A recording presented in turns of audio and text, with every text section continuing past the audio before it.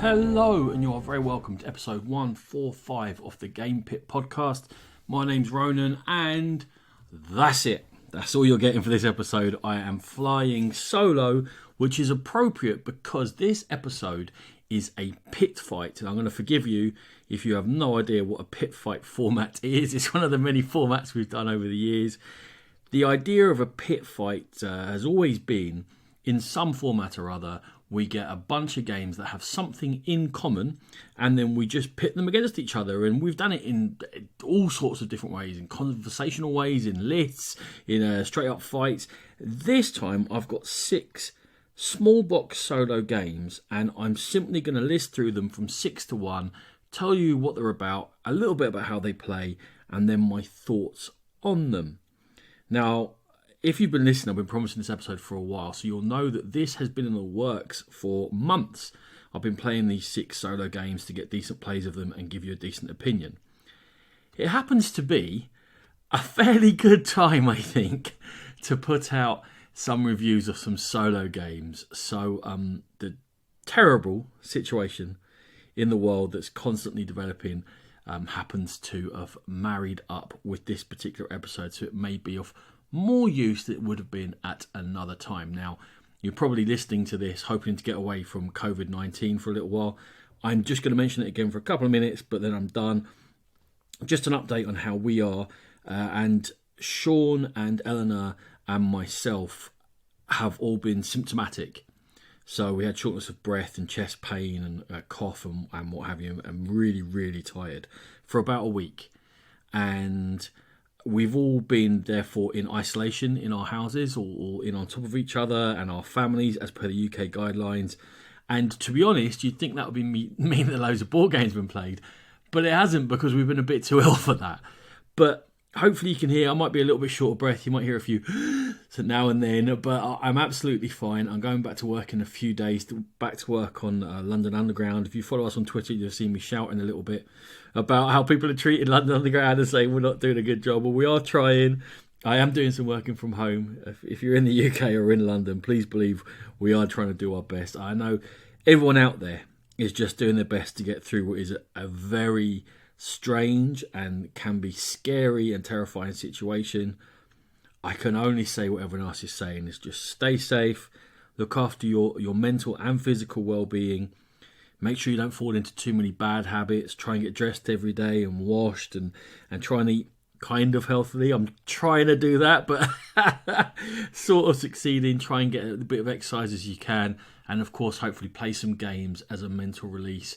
We've been talking about playing online. We've managed to get one done last night. We got to do a game of Oracle of Delphi using 3 different cameras set up and a Google Hangout, or various Google Hangouts, just to play a 3-player game. It's kind of handy that we have some of the equipment and lighting here, so we ran it from our table. So that was groovy, that was fun. And like I say, I hope you stay safe. I'm sure this is going to touch almost everyone's life. So I certainly... friends of friends at the moment are in quite serious conditions in hospital. No one too close to me, but it's always worrying to hear it. I know it's going to affect us all over coming months, and just us all here in the Game Pit wish you all the very, very best. And now we're going to get on to what we do. Well, we do it best, but that doesn't mean we do it very well, and we're going to talk about some games for you. So, as I said, I'm going to list these games from number 6 to number 1. And number 6, therefore, my least favourite of these games. And to be honest, the only one that I'd say really doesn't have any merit. With the rest of these games, I'm going to talk about different aspects of them. And as much as, of course, listen to what I have to say about what I thought of them, especially I think in solo games, it's very, very subjective. Some things are going to hit off with you, and you don't have that bounce off of other players or different table experiences or someone opening your eyes to a different aspect of a game. It just sits where it sits for you. So the other 5, I think, really listen. For this one, I'm not saying don't listen. I'm saying that this one was pretty bad. Anyway, what was it?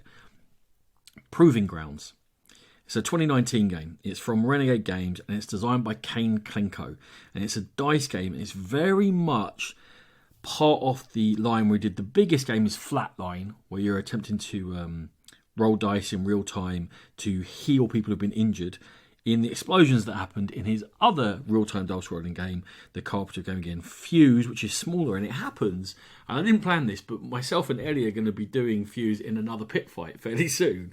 So you'll hear about that later on. We love Flatline. Myself and Rachel have talked about that on here. So that's why I got Proving Grounds. The story of Proving Grounds is that you're a princess. Your mother, the queen, has died, and you've been framed for it by a cabal of ne'er-do-wells who are looking to stitch you up and steal the throne. And your only way you've seen out of this is to demand a trial by combat. You have a deck of enemy cards, but at any one time there are 6 enemies. And the enemies are represented by these cards, and there's a health tracker on there. And what you do on your turn is you're looking to roll a whole bunch of dice now, mostly white. There's 1 or 2 coloured ones. And then you assign the dice, whatever numbers rolled on them, they're all just 1 to 6 on there. You put them in 1, 2, 3, 4, 5, 6, and there's an enemy in each of those slots. You have a minute to re-roll. You can only re-roll if there's more than 1 dice in an area. And that's very important. And you carry on re-rolling until you get to something that you're more or less happy with, and then you can stop, or the timer will run out. Now, what you're trying to do is you're trying to step the health tracker of these enemies upwards and combat them and get them all the way to the top of their card. And then you'd have defeated that enemy. And when you've defeated a certain number of enemies, that's how you win the game. There's problems, though, because each step on every enemy has got a different combination of dice that it requires. Lots of times they just have a minimum number. So you have to roll a minimum of 3 5s after you finish rolling all your dice, and then that health stepper will go up 1. Sometimes it might be you need 4 off whatever position this card's in, including the yellow has to be there, and that can obviously be a lot trickier. You have a maximum of 2 of the different coloured dice, but usually you only have 1 of each. If you get the set, the health tracker moves up. If you have multiples but it's not the set, the health tracker stays where it is. That is for the enemies. If, however, there's just 1 die left by itself with an enemy, their health tracker moves down. If the health tracker ever gets to the bottom, you lose 1 of your own 6 health, and you have to put a dice into sort of like a resting thing. So you get double punished, and then the health tracker for that enemy will reset, and it will go back up 1 or 2 steps. And like I say, you're looking to defeat a certain number of them before all your health has run out. So I started playing Proving Grounds, and it was absolutely impossible. Just got nowhere. Incredibly frustrating. I was like, I'm playing something wrong here. Reread the rulebook a couple of times, played it again, went on BGG. Now, this is a problem for me. In fact, I went on BGG. I would go on there. I don't think everyone should be expected to go on BGG to see what's going on with the game. It turns out they misprinted the cards, or at least they claim they did. And that you can for free, in fairness, and they came quite quickly. You just email Renegade and say, I've got Proving Grounds, I need the new cards, and they send you the deck of enemy cards out again. And some of those starting health places have moved up by 1. So instead of them all starting 1 away from the bottom, so as soon as you miss a muscle roll, you were taking damage and you were dying very, very quickly, you've got a little bit more leeway in that some of these cards have to go down twice before you get hit. Great. I played it with the new cards. It was impossible, but longer. This was not an improvement. This did not make me any happier. Because getting a perfect roll in which you can move a lot of these health trackers up is impossible. You do not have enough dice to be able to do that. Therefore, every time you roll, it's going to be very frustrating. It's very rare to get a good roll. My problem with it as well is that the stages are too hard. So therefore, let's say that one of these dice needs 5 off a number off your dice. It's almost half of the dice you have to roll. And you have 5 5s. Because you've got a lot grouped in that area, you're going to have more singles, meaning that you're going to go down. And because the health tracker starts so low, and you've usually got to go up 2, 3, 4, 5 steps in order to kill a card, but just down 1 or 2 in order to take the damage, you only take 6 damage the whole game. It's very tight and hard. But if you've got 5 tied up in that 5 card, and you go, oh, that's a great roll. I'm not going to get it again very often. But that's the one I have to pick up for probabilities to get rid because I've got too many solos.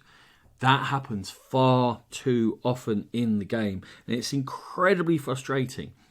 And then even if you did, I kept that 5 and I went up and did the 5. It's not permanent.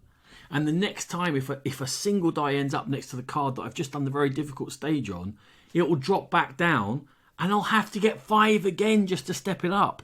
And there are cards that require multiple 4s, which is 4 3s and then another 4 3s and 3 3s.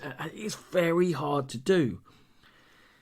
And you're working over 1 minute and thinking really hard, as you do in all of these Ken Clinker real-time dice rolling games, only to, half the time, at the end of the minute, have a worse roll than you did from the very first roll. And oftentimes it ends up being really bland because you've just given yourself 2 of everything if you can, so that you're too scared of things going downwards. But then you haven't got anywhere, you haven't gone up anywhere.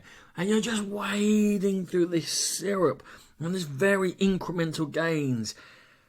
It's just not a good game. There are 6 modules in there. It's like plopping cherries on top of a you know what. It also comes with a free terrible novella of no use, no proving ground. I'm so surprised this came out from Kane Klenko.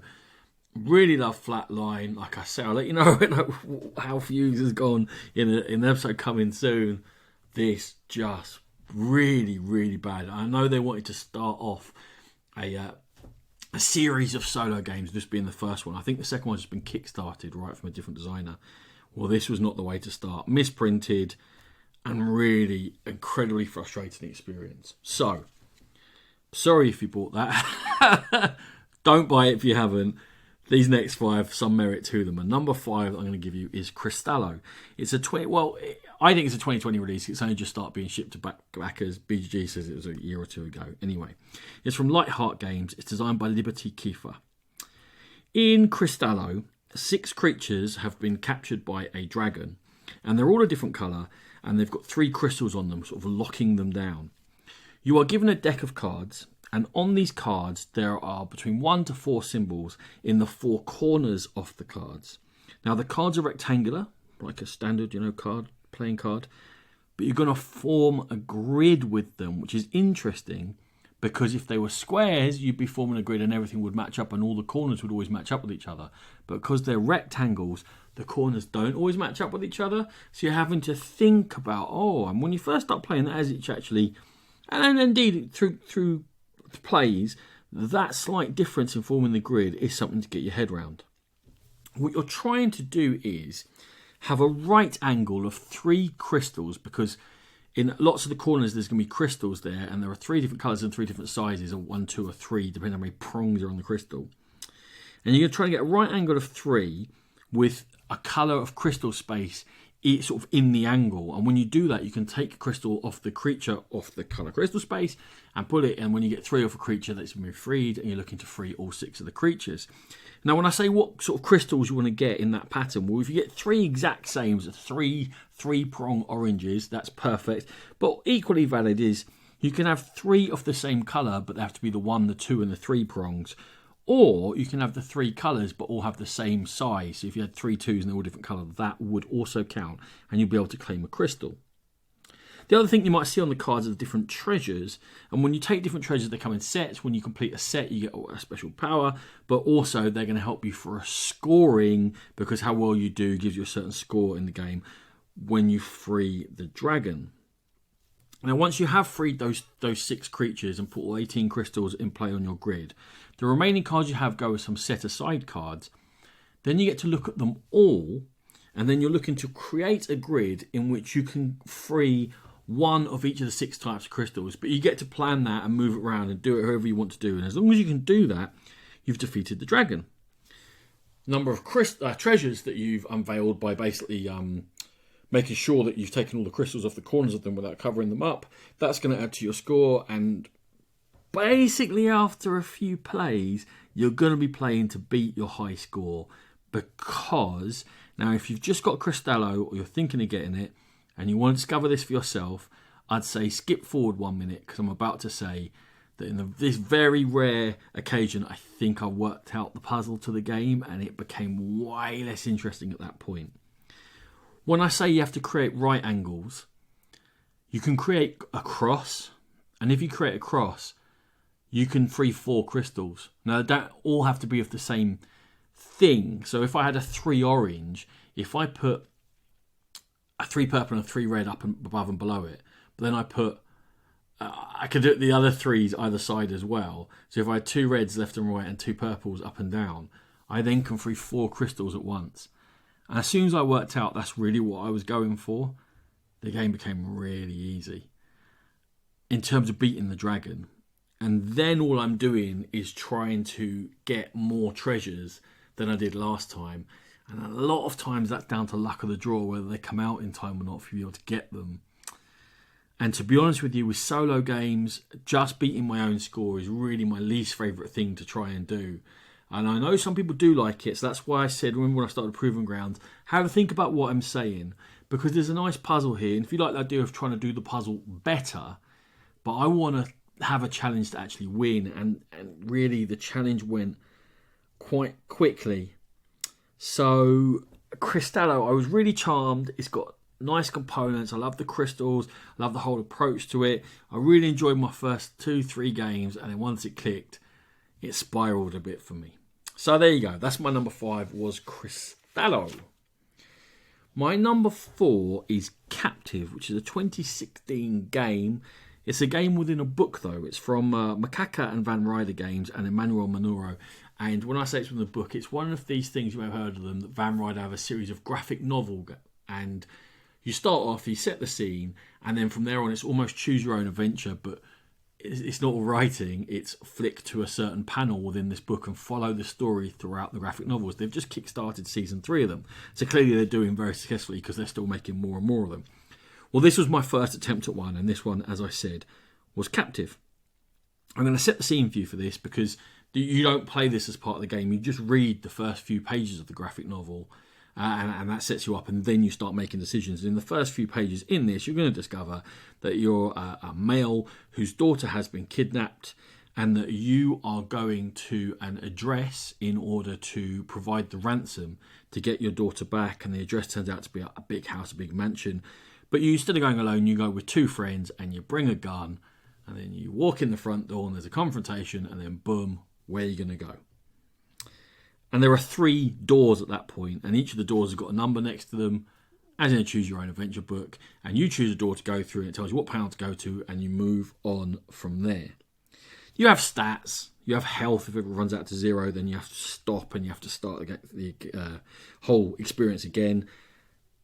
And you have equipment, which you can pick up and discover along the way, but you can only carry a limited amount of them. And those mechanisms are very, very simple. They definitely have to be aware of your health. It's not an easy game. But it's all about discovering the story and making decisions and going through and exploring this mansion. And it's very tense. And there's a lot of discovery to it. And there are weird details going on that you're like, oh, that's a bit strange, that's a bit odd. And you are faced with choices. And as you go, you will probably find, or certainly everyone that I know has played it has found, that you'll start making a map of this game because it gets very confusing. There's lots of different ways to go. And you get a real sense of progression that you've gone, oh, I've discovered another floor, I've worked out another room, I found a key, I can now go through that door that was locked before. So there's lots of things to go through, and you're learning as you play, and you're learning about this, and you're getting more information. So if you do have to start again, you can maybe whiz through a few places, and then I'm going to explore this area that I didn't go to before. I never got to see it, and I'll find out what's there, and I'll find my most efficient way through this story. I mean, if you've done a choose your own adventure, it's the same thing, but a lot of the information is visual with hidden numbers and things like that. Okay, why is it my number 4 then, and not my number 1? Well, certainly, at least for this one, there's a lot of input. You're really looking at every single panel, and it is tough. It's tough to do well in. And the house is very confusingly laid out, and there appear to be sort of half stairs up to a half level, or a mezzanine that lead on to another place, or down again, and places twist round on each other, and doors lock and unlock. And to track it all, you're having to work hard in order to get good at this game. The other slight negative for me about Captive was you can't really explore the story and the weirdness. It tries to make the setting realistic in that you've gone to this house, imagine you're in this situation, you're a normal dude, well maybe not completely normal, normal-ish, and you have a gun, but you're not a superhero. And when weird stuff starts happening, or if something strange is going on over there, you're not allowed to go and do it. Well, you're allowed to, but you'll die. So in terms of winning, you're not allowed to go and do it. And every time something unusual or interesting happens, and I went to have a look and see, I wonder what that is. Is this going to reveal the strangest that's going on? He's like, no, you did. Okay, I'll start again. And that was frustrating because the fact you have to avoid anything that's a bit different adds to the feeling that the game gets a little bit monotonous. You're opening a lot of doors, you're looking at a lot of rooms that look fairly similar to each other, you're looking for numbers, you're being careful not to explore, and then you're moving on. And it can just get into a bit of a grind going through endless room after room after room. And it's not like you walk into a room and there's lots of different things happening. It's walk into a room, do one or two things, next room, do one thing, next room, do one thing, next room, right, retrace my steps, this room, do one thing. Loads and loads and loads of rooms rather than loads and loads of interactions within a room. Flipping that round, the fact that it's realistic is also really good. Because if you get in a situation where there's a bit of danger, that's not that sort of weirdness, right? Because it's frustrating not to explore that. But actual danger where there's someone there or a hazard or an animal or something weird that's coming at you, you're given choices of what to do. You can't be a hero. You can't be a superhero. You have to make the sensible choice that is to preserve your life. So if you're in a gunfight, you don't make the risky dive across the room to get behind something. You say, no. I step back and hide behind here, and when things are a bit calm, then I can start making a move. But I don't charge through gunfire. If you charge through gunfire, they're going to shoot you. This is not an action movie. It's a tense thriller. Keep it very careful. You are a fragile being. So, I felt a bit frustrated playing Captive. I never finished it. I enjoyed it, but started getting that feeling of monotony. So that's why it's my number 4 of these 6. But I certainly saw enough in it that at the last Essen, I went up to the Van Ryder booth and I was like, right, I'm going to get another one of these because it's possible it was just the particular style of that one didn't suit what I wanted. So I bought Loup Garou, which I'm guessing is about Loup Garou, a werewolfy sort of thing. And I'm going to play that, and hopefully I'll do another one of these solo pit fights, and I'll feedback on that one, and we'll see whether the system is what's really limiting or the fact that they were trying to create a certain atmosphere in that one was what limited you. So Captive is very interesting. If you like the idea of that really thinky puzzler, working your way through, being careful, covering all angles, give it a look. But for me, my number 4. Okay, going to move onwards to my number 3, and this one is Fire, a 2019 game from 2F Spieler and Stronghold.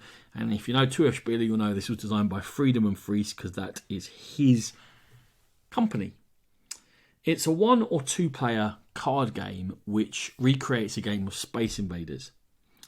And it goes through various levels. On the first level, you've got 3 guns and you've got a bunch of aliens which are in a row above you. And for those 3 guns, you're going to load them up with battery cards. The battery cards come in numbers 1 to 5. And you just add them below a gun, But when a gun has a total of cards that adds up to more than 10, that gun will fire. And the strength that it fires is, you take the total strength, you minus 10 from it, and you multiply that by the total number of cards within that column. We've built it up with the zeros, the ones, the twos, whatever it may be. That will shoot, and you could choose any of the aliens. There's no sort of a spatial thing here to hit. And they all have a health total which starts high.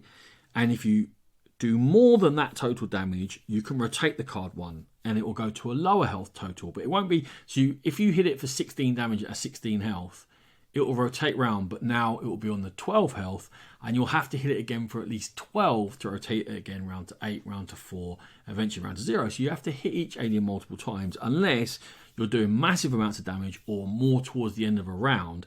If an alien's sitting there on a 6 and the next level down is 3 and then you get to 0 and you hit it for 10, you can hit it for the 6 and the 3 in one go.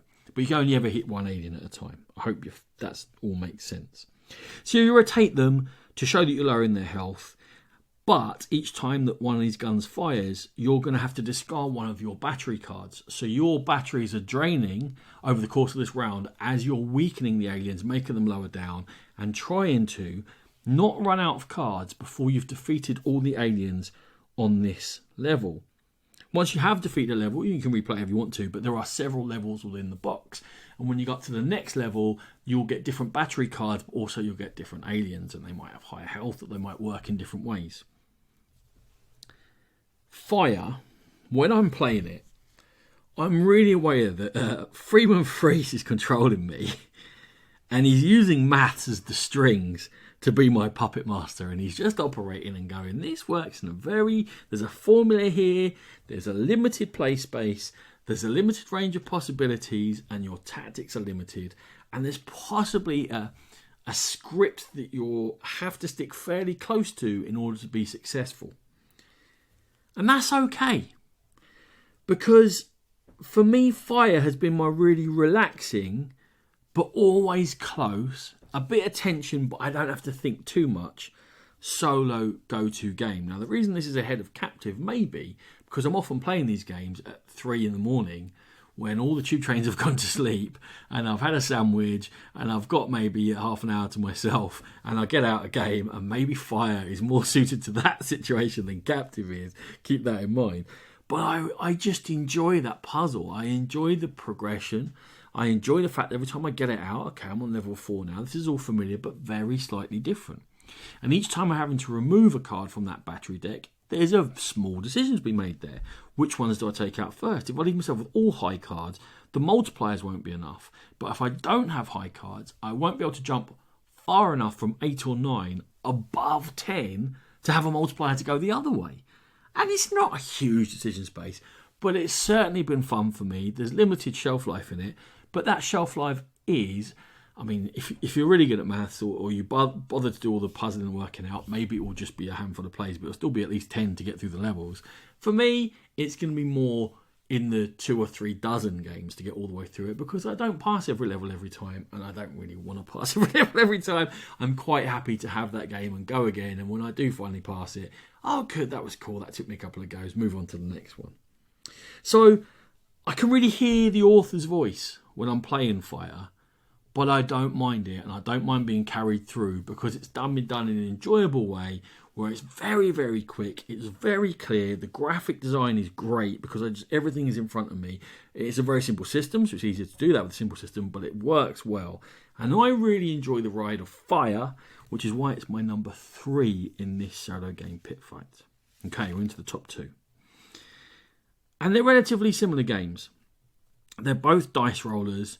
They're both, you're controlling a vehicle and you are against a deck of enemies, and you're looking to defeat that deck by how you assign your dice. But number 2 is going to go to Pocket Landship, which I'm aware was a print and play game when I think it had a straight up war theme. In 2017, it was free and it was part of, I think it was nominated for a Golden Geek. It's come out now. It was kickstarted and now it's been delivered in 2020. It's by Scott Allen. I'm sorry about this. It could be Chish. Apologies if I got that wrong. And Wordforge Games. And in it now, you control a landship or a tank, but it's a steampunk tank. That's a very light smattering of theme there. It doesn't really matter. Might have drawn a few more punters in. What you have, and what represents your landship, is that you have definitely a hull, definitely a cannon, and then something else. It might be supplementary guns, it might be a squadron, whatever, but they are 3 cards. You're going to be facing against cards of enemies, and they come in a grid which is 3 by 3, left, centre, right, and 3 deep. They could be things like infantry, artillery, there might be a minefield, there might be some sort of support unit, and quite often they are different types of mechs which are attacking you. Think scythe here. On your turn, you roll 3 action dice. Each of the 3 elements of your landship has got options 1 to 6 of what they do, and they could be great or they could be simply jamming and doing nothing. You assign your dice, those 3 dice, to your 3 elements, and then you're going to trigger whatever it is that they have done. They might repair themselves if they've taken damage. They might hit a particular column, or particularly your hull. It might give you a dice for next time round, or it might let you roll 1 extra dice next time, and then you choose 3 from the 4.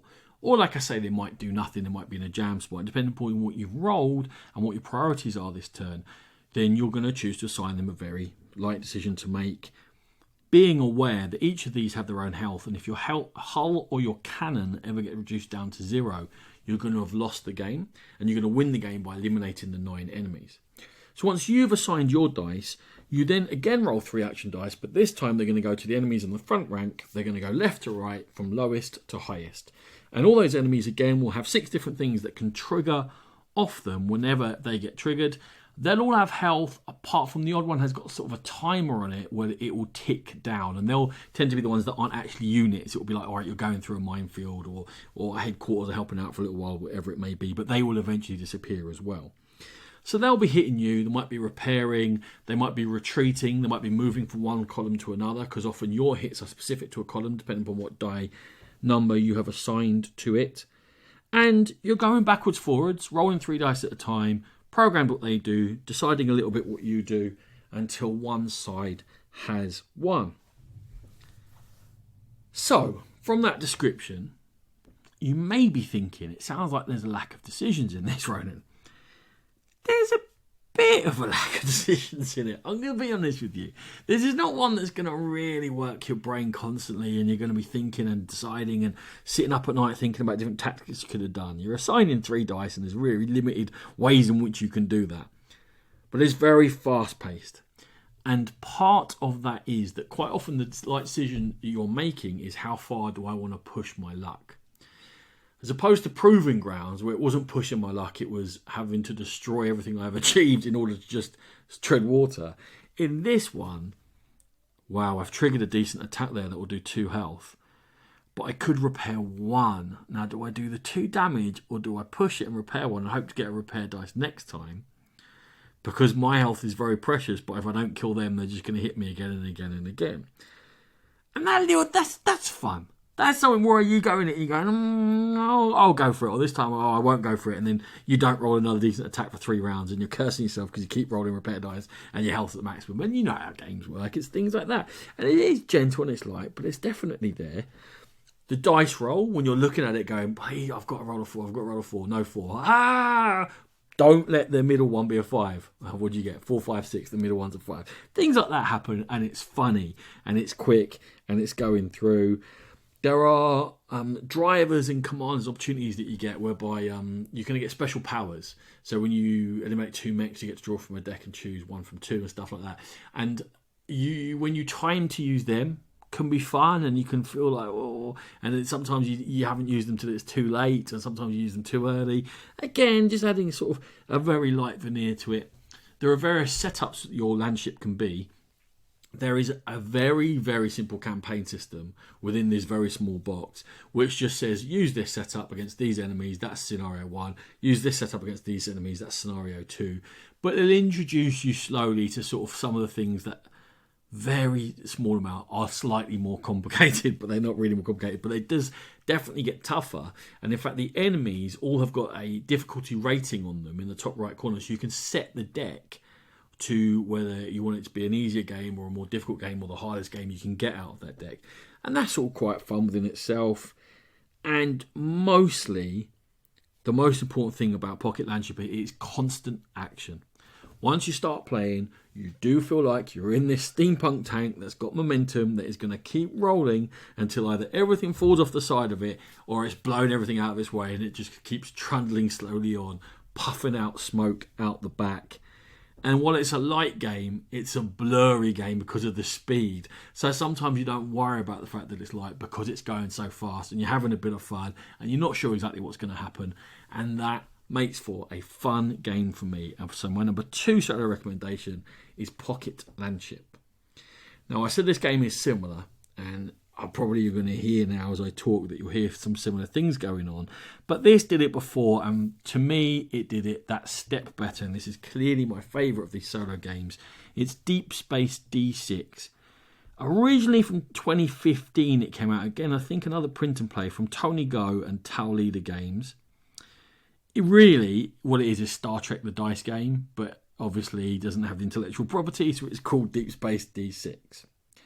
What you're facing is you are a starship, and you're controlling it, controlling the crew there, but you're going to deal with a deck of threats. And every round, 1 or more of those threats are going to come into play, and they're going to go in position next to your ship according to what their current health is, and you're looking to get their health down to 0, and again, get all the way through the deck of threats and survive, keep your ship going all the way through in order to have won the game, or your ship blows up and you have lost. I'm going to tell you what happens in the second part of the round before the first part of the round, because the first part is reacting to the second part, which is when these threats are going to activate. Because you roll a threat die, and each of the threats has got a different trigger numbers on them. It could be 1, so if you roll a 2, that card will activate, or it could be a whole host of numbers. Now, whatever die I roll on the threat die, whatever result I get, say it's a 3, all the threats that have got 3 in their threat area will trigger off and they will start attacking me. And they can do various different things.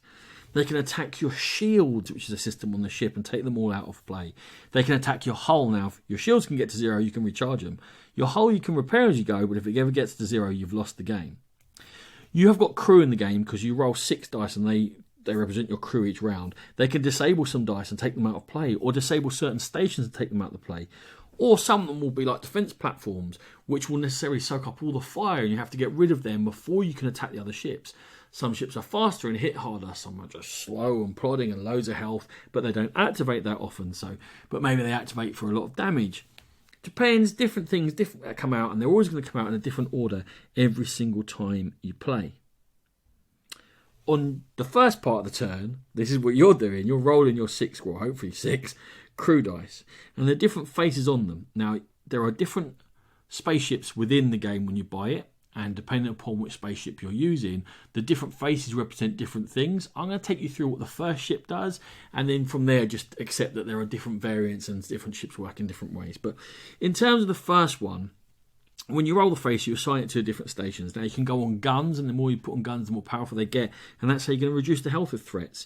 You can put them on your shields, like I say, you can recharge them fully, you can repair your hull if it's taken any damage, you can do the medical station, which can allow you to retrieve crew that have been injured.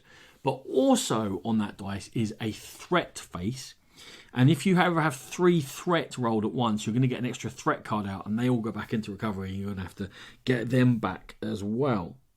Sometimes these threats are internal, and when they're internal, you're going to have to assign different specific dice faces to them in order to get rid of them, to stop them from whatever it is they're doing, to hamper your efforts. And again, there's a lot of variety in them. So are you either going to defeat this whole deck of baddies, or is your ship going to blow up in each game of Deep Space D6?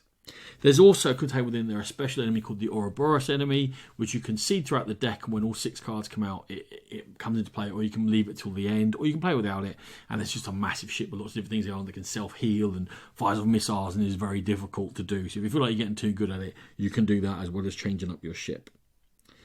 Now, there's a ton of replayability in Deep Space D6. Even if there's only one ship, the fact that the enemies come out in a different way every time would mean that every game would be a bit different.